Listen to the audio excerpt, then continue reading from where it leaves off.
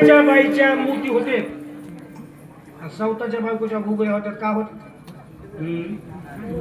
कशासाठी झाल्या? मान नाही अजून काय उपयोग आहे? आता एवढे तुम्ही कीर्तन ऐकायला तुमच्या घुगऱ्या कशाला झाल्या तुमच्या जन्माच्या? मानायचं काय? आम्ही एक म्हणाला तुम्ही एक करा. कसं असतंय, सांगणाऱ्यानं कळकळीनं सांगितलं तर समोरचा माणूस मानायला तयार पाहिजे की. आम्ही वटवटच करीत आहोत, तुमचं तुमचं चालूच. जसं जसं सांगाल तसं तसं लोक पुढे चालेल. सुधरायच्या माईचा पत्ता उपयोग काय त्याचा सांगू नये. आता माईनं मोपबा पुऱ्या करून खाय म्हणून चांगले गहू दिले, लेकीनं कन्या उकळून खाली. आता माईने जीव द्यावा. तसं आम्ही ज्ञान चांगलं द्यायला बाबा, पण त्या ज्ञानाचा तुकडा करून टाकला. कोण्या माईला लेकीचं चांगलं व्हावं म्हणून वाटते हो, पण लेकीने जरा माईच्या बोलण्याकडे ध्यान ठेवावं लागेल का? आता माय काय कळकळीन म्हणाले, माय नांदायचा काना म्हणाले, माय माझं नाव कर बरं, वारी वा फलाण्याची लेख बनाव, कुठे बाजारात माझं नाव निघावं, मस्त राहायचं, चांगलं राहायचं, नाव या संग भांडणं जाऊ नको, सासू सासऱ्याला सांभाळी जाय, ते अर्धे बाप राहतात आपले, आणि असं करी जाय तसं करी जाय, सगळ्याच्या नंतर झोप जाय, सगळे उठण्याच्या आधी उठे जाय, कुठे हसत उभा टाका जाऊ नको, आणि मोठ्या मोठ्या ढांगा टाकत चल जाऊ नको, दोन्ही हातानं डोसकं खाजी जाऊ नको, कशी येळच आली तर फेरा फेरानं खाजी जाय, पण एकदाच खाजी जाऊ नको. तर माईनं मग जर तुम्ही सांगितलं मग लेकीनं मानावं का? माय उगं मला किरकिर लावू नको, मला त्याच्यापाशी नांदायचंच नाही म्हणजे माईनं काय बोंब लावू का? तसंच वाटलं की आपलं बी हो वाट केली तर मानाली तर गडे हो, मान्यावर आहे सगळं काही. तुम्ही कीर्तन ऐकायला म्हणजे कल्याण झालं असं नाही, त्या कीर्तनाला मान लावता त्या शब्दाला. म्हणून जे लोक आपल्याला मानितच नाही, ज्या लोकांचा आपला विश्वासच नाही, ज्या लोकाला आपली किंमतच नाही, अशा माणसाला प्रसाद देऊन बी त्याचा उपयोग नाही. क्रोधी अविश्वास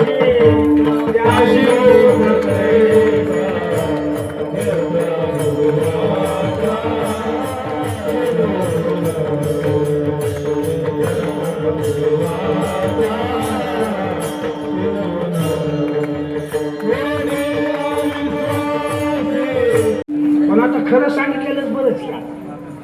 सगळ्यांना झाकूनच ठेवल्यास तुम्हाला वेळ तर कसा लागेल? आणि अशा बोलण्यानं तुम्ही मला पुन्हा आणायची बी नाही वाटायला गावाला, आणि आणू नये म्हणून मी करालोय. मी आता तसं कोण राहिले मला आता? खरंच कोण राहिले देवाचं? कसले दारू प्याले, कसले मांस खाले, कसले तंबाखू खाले, कसले बी माणसं गांजावर आले, काहीच राहिलं नाही बघा, काहीच राहिलं नाही. बस अहो, पहिल्या काळात आम्ही नवीन कीर्तन सांगा शिकलो होतो तेव्हा गावागावी 10-5 लोक होते, पण इतकी इज्जतीने राहत होते, मंदिराकडे येत नव्हते. पिऊन पाराच्या पुढून सुद्धा चला की तिकडे नाही हो, मी वक्त खालोय, देवाच्या पुढून नका मला पापामध्ये घालू नका बघा. इतकं इज्जतीनं खात होतं ते. दारू पण शकता त्या गावठी. आणि अवकाकणी लक्ष्मीचे, पितळेचे, जर्मलचे भांडे, लक्ष्मीचे बर्तन असतात म्हणून खापराच्या गाड्या शिजून खात होते ते. लक्ष्मीला राग नको बाबा, आपण सोडून झाला बघायला म्हणायचं. लग्नाची बायको जरी असली तर लक्ष्मी समजून दारू पिण्यास मांस खाल्यास तिला शिवी सुद्धा नव्हती, वाहनामध्ये कडत होते जाऊनच. मग रात्रच्या तहान बी लागली तर घर लावून घुसून पाणी घेत नव्हते, अंगणात येऊन उभा टाकायचं, म्हणायचे ए तहान लागली आहे मला पाणी दे म्हणायचं, अंगणात उभा टाकायचं, यायला खाली. मग बायकोने आता नवरा आलाय म्हणून तहान लागल्या म्हणायचं, मग परत जाऊन नाहणीतलं आंघोळीच्या टंबरेल घ्यायचं तिनं, तिथलंच आंघोळीतलं बॅलर मधलं पाणी घ्यायचं. नाही प्यालेल्यापेक्षा बरं आहे की हे आंघोळीचं, तिला माहीतच आहे की हे बिस्लरीचं प्याचं नवं आहे म्हणून. मग ते टंबरेल हातात देत नव्हती तिनं, हे ना अशी वंजळ करायची आणि ती बोलून टाकायचं, असं इज्जतीनं होती. फुलाव का तुम्ही तसलं? सप्त्यात यायला, पावलं खेळायला, ह्या फुगड्या बी खेळायला. आता एक गणपती नेऊन टाकणारे खरे गणपतीचे भक्त आहेत का? एक तर दारू पिऊन तू गणपती टाकायला आहे का? लई दिवस राहणार ना मला माहित आहे. आता आले पण दिवसात आहे, लय उतू आला मामला सगळा. कोणीच बियाण पिण्याचं खाण्याचं दिसणार. 95% लोक दारू पितात. आता जास्त काय सांगावं, सप्त्याचा नुकतीचा स्वयंपाक काढणारे आचार्य सुद्धा दारू पिऊन नुकती काढायला मी बघितलं. असं कीर्तन झाल्याचे एक जण म्हणजे मला स्वयंपाकाला हात लावा, आता पंगत बसवायचे आम्हाला. म्हणजे मी स्वयंपाकात गेलो तर भीतीच्या करायला रिकाम्या बाटल्याची थप्पी लावली, त्या का ढिटाडानं केल्यात का? मी म्हणलो हे असं कसं, तर मला म्हणा चल तच राहता येईल. मग चलो गेलो, मला काय करायचं, चल तच राहता. रात्रभर नुकती दारू पिऊन काढलाय. किती त्या नुकती दारू टाकलाय की रात्रभर, किती त्या वर्ण दारू टाकलाय काही. आणि त्या प्रसादाला आम्ही कीर्तनात काय म्हणालो, हे काल्याचा प्रसाद वैकुंठातल्या लोकांना मिळत नाही, असला भारी. आमची माय असं सांगून बेजार झाला आणि ह्या बदमाशानं रात्रभर दारू पिऊन काढला. राहिली या चौया सप्त्यामध्ये सोडून झाले सप्ते बघा. आता एक करमणुकीचं चीज झाले, त्याच्यातून तुम्हाला प्राप्ती होईल म्हणायचं शून्य झाले. आता राहिलेतच माळकरी 5%, ती बी कपटी आहे. बक्कल माळकरी बी कपटी आहे. तो असल्या माळी हे तर निस्ती फुलशी निस्ती फुली.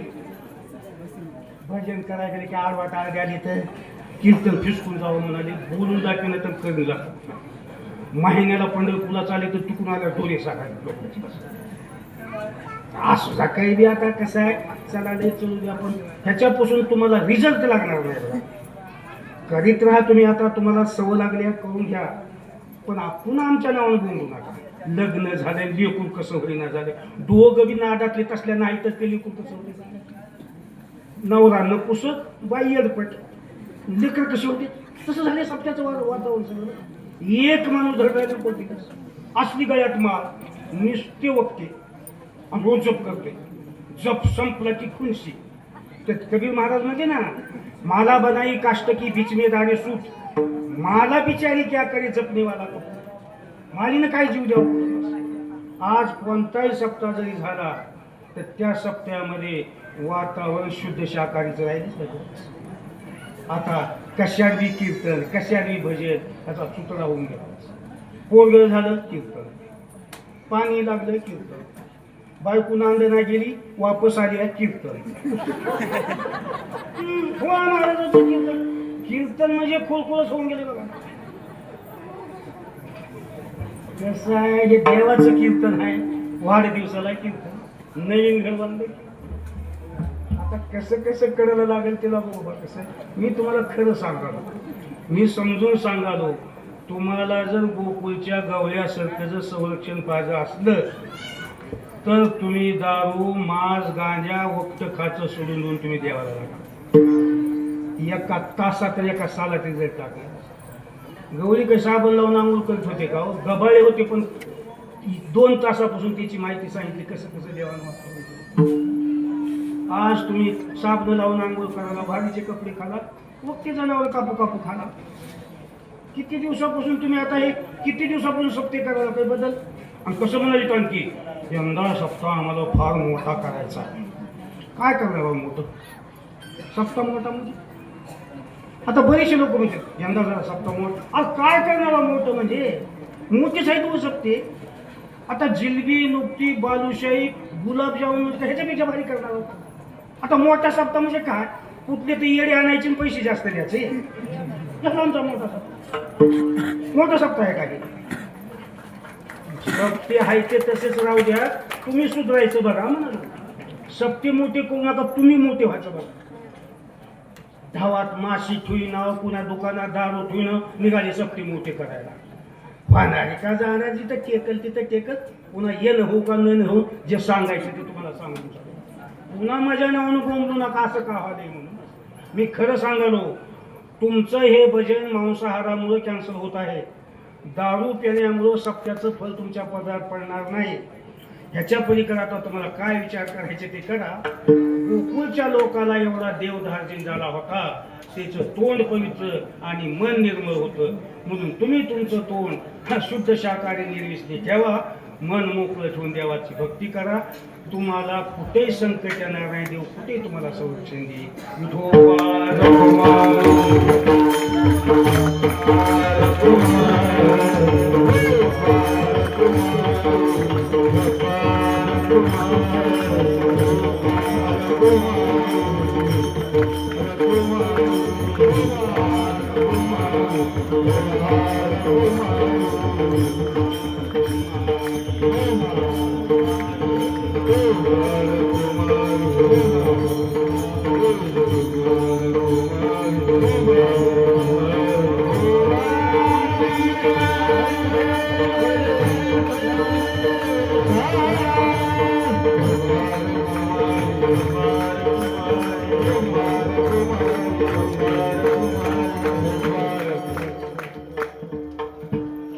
आता काल्याचा प्रसाद प्रत्येकाला बसल्या ठिकाणीच मिळेल.